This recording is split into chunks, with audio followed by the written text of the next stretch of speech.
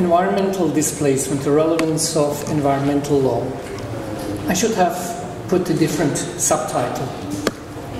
Is environmental law at all relevant when we're talking about people displaced in the context of environmental events? You'll have the answer in 12 minutes.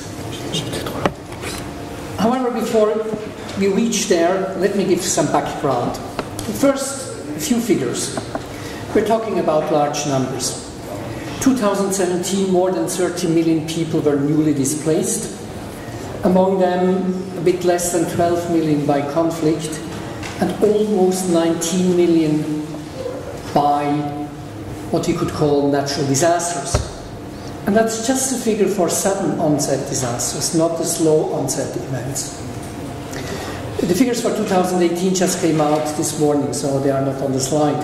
They are a little bit better, but it's still 17.2 million newly displaced last year. So we're talking about a huge reality. Most of these people remain within their own countries as eternally displaced persons, but some cross borders. Many can go back after relatively short times, flooding, and people return after a few weeks, after a few months, after a year, but some remain in displacement for a long time. 2011, several years of drought in Somalia turned into famine.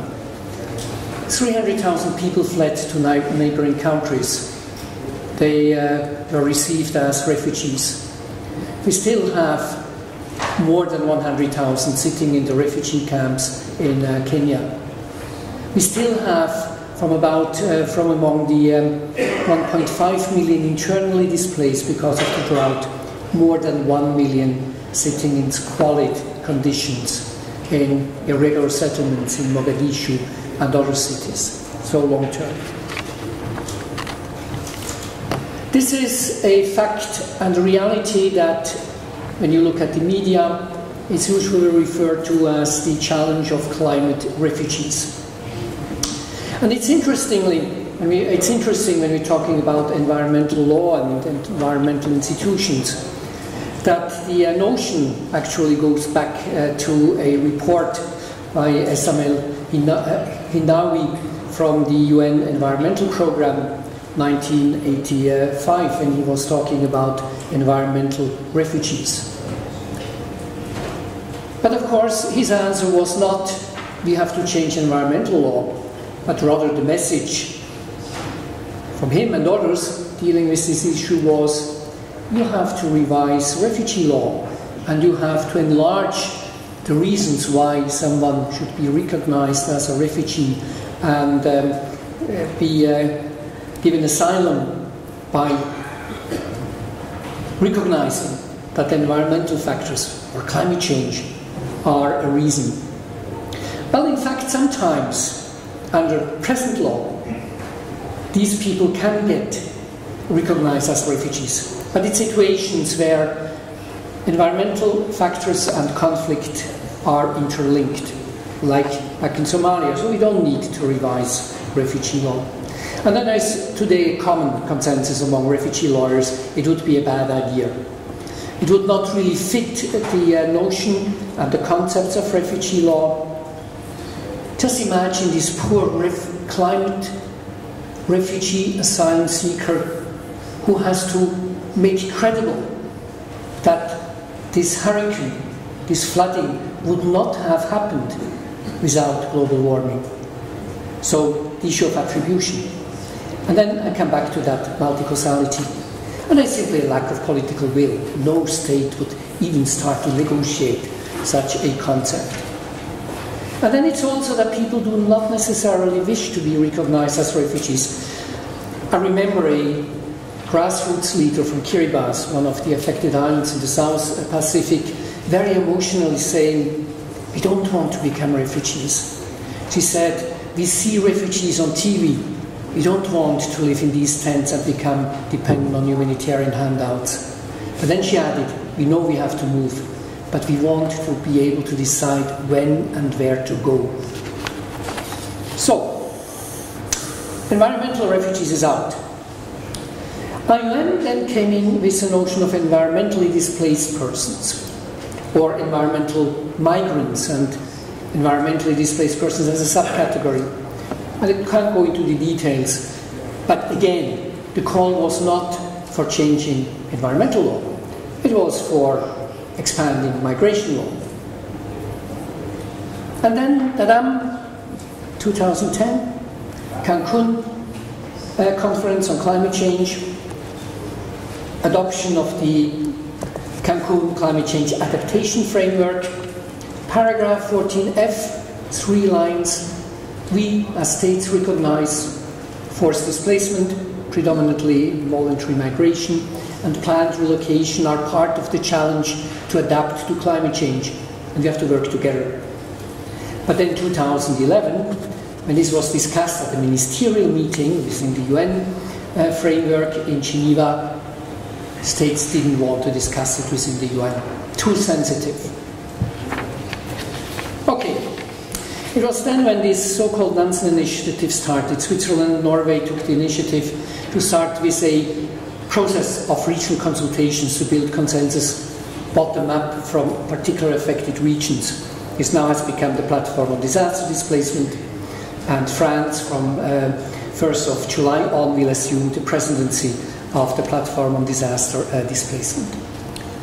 Why disaster displacement? This leads me to how to conceptualize displacement in the context of environmental events. Look at the picture. Why was this house displaced? There was a natural hazard, rain, a landslide. This house was exposed to that. It was the wrong location. You shouldn't build a house on such a steep slope. And the house didn't have good foundations, so it simply slipped. And it's the same thing for people. People are displaced when there is a natural hazard, they are exposed to it, and they are too vulnerable to withstand. Now, this kind of a notion is very close to how the UN defines disasters. A disaster, to simplify it, is a situation where a community or a society is affected by a hazard and it's not able to withstand the impact, the losses and the impacts. It is not resilient enough, it's too vulnerable because the impacts exceed the ability of the affected community to cope with that impact. And this is how we are conceiving displacement in the context of natural of disasters triggered by natural hazards and climate change. And the reason why we do that is because from a policy perspective, it opens up lots of possibilities for doing something about it. What can be done? Well, we can try to reduce the hazard, at least when we're talking about climate change. This is all we're talking about when we're talking about mitigation, reduction of emissions. That's a Paris Agreement. And its meaning? Yes, reducing it. We have predictions, we have models. If we would be able to keep it at a +2 centigrades level, we would have much less displacement as opposed to the +4, really bad, dramatic scenario. We can try to reduce exposure. This is planned relocation. This is also opening up migration pathways so that people can move, for instance, during times of drought. If they are pastoralists going to a neighboring country where there are possibilities to survive. If affected families who have lost everything can send someone to the big city to make some money and then come back and invest it. And we can reduce vulnerability. And that's very important. And here we're talking about resilience again. And that's very much about climate change adaptation. This is about disaster risk reduction. Next week we will have the Global Forum on Disaster Risk Reduction in Geneva. And this is one of the topics. How to integrate displacement risks, how to integrate human mobility into national disaster risk reduction strategies. We have to build resilience. That's very much the Sustainable Development Goals. Well, climate change mitigation, climate change adaptation, that's environmental law. The rest is not environmental law. But still, yes, we do have something. But again, simply to bring it together, what we need is really what we call a toolbox approach. We have to work on all these levels, and we have to bring these silos together, because in international discussions it's silos and they don't talk to each other. Well, now they start to talk to each other. That's the good news. So it's really about helping people to stay. That's one of the tools. Helping people to move out of harm's way, planned relocation, migration as a coping mechanism. And then we have to help people who actually are displaced to be protected internally and across borders.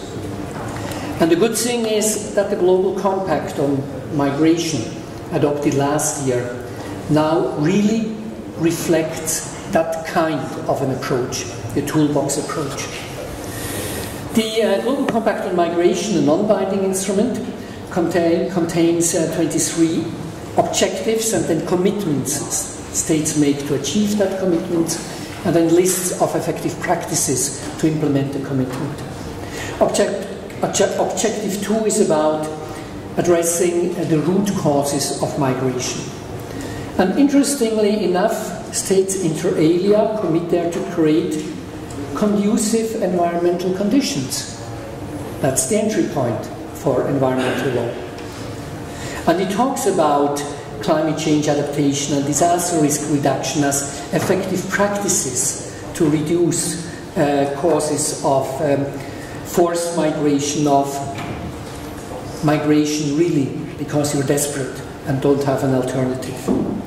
But then it also talks about helping people to move out of harm's way. Objective 5 mentions planned relocation, and it talks about opening up regular migration pathways so that people do not have to cross the Mediterranean at their risks of life, and can go to areas where they would be safe temporarily, etc. And then it doesn't really talk about internally displaced persons, but it talks about cross-border displaced persons. It says states as an effective way to implement that commitment, to reach it, would be to build on existing practices to admit people under titles such as humanitarian visa or temporary protection. And in Europe, the Scandinavian states and Italy already have that type of legislation. And Central American states and some of South American states, a lot of them have that kind of legislation to again meet people temporarily or permanently. Yes, 2 minutes left. So, what's the role of environmental law? There is a role for environmental law. I already talked about reducing hazards, but then it's very much about helping people to stay by reducing hazards, enhancing the resilience.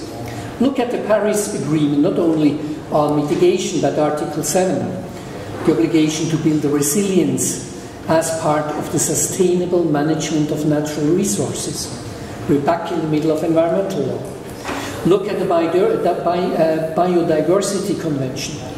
It is acknowledged and discussed like that of course healthy forests capture carbon, and healthy mangrove forests protect not only eroding coastlines in the context of sea level rise, but also the communities living there. And the Convention to combat desertification. This is about prevention of land degradation. And if you're looking at the 2018-2030 strategic framework adopted by the state parties to the Convention on combating desertification, it explicitly recognizes the potential of combating desertification to mitigate displacement and migration risks. Now, what about the Global Pact for the Environment? It doesn't mention displacement, not at all. It doesn't mention displaced people. But many of the principles enshrined in the draft Global Pact for the Environment, I think, are really directly relevant for the people I'm talking about. If the right to an ecologically sound environment, if the duty to take care of the environment were fully realized, we would have much less people who have to move. Systematic integration of the requirements of environmental protection into development plans, programs and projects, Article 3. Measures to prevent environmental harm, Article 5. All of that contributes to the reducing vulnerability and to reduce vulnerabilities of people at risk of displacement. Adequate remediation of environmental damages, Article 7. Access to environmental justice, Article 11, can contribute in important ways to the protection of displaced persons. And finally, without access to environmental information and public participation, communities will not be able to adapt to the challenges of environmental change and thus would contribute to the reduction of displacement risks. You see, it's kind of a summary of what we discussed today. All of that is very relevant. And to have it in a legally binding instrument would in very important ways complement what we have in the soft laws instruments, the Sendai framework on disaster risk reduction, and the Global Compact on migration. Thank you very much.